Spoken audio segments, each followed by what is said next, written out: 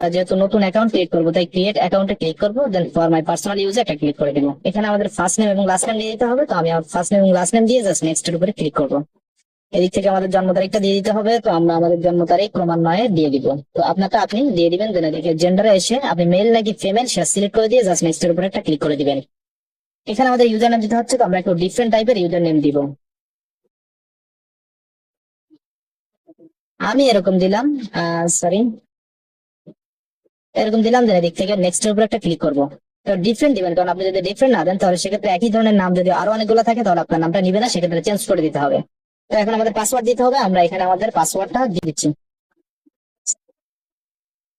Same password আমরা নিচেও দিয়ে দিব। তো দেওয়ার পরে আমরা চাইলে পাসওয়ার্ডটা এদিকে দিয়ে চেক করে নিতে পারি, দেন আবার আমরা এদিক থেকে নেক্সট এর উপর একটা ক্লিক করে দিব। এরপরে এখানে আপনি চাইলে রিকভারি ইমেল অ্যাড্রেস অ্যাড করতে পারেন, এটা চাইলে আপনি পরে করতে পারবেন, তো আমরা আপাতত এটাকে স্কিপ করে যাচ্ছি। দেন এটা হচ্ছে আমাদের জিমেল অ্যাড্রেসের নাম হচ্ছে, তো আমরা এখন নেক্সট এর উপরে ক্লিক করে দিব। একটু স্ক্রল করে নিচে যাবো, যাওয়ার পরে আই এগ্রিতে একটা ক্লিক করে দিব।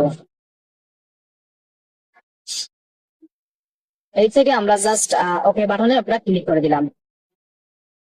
তো এখন মূলত আমাদের যে জিমেল অ্যাকাউন্ট সেটা কিন্তু সম্পূর্ণরূপে ক্রিয়েট হয়ে গেছে। আমরা এখন চাইলে এই জিমেল অ্যাকাউন্টটাকে ভালোভাবে ইউজ করতে পারতেছি।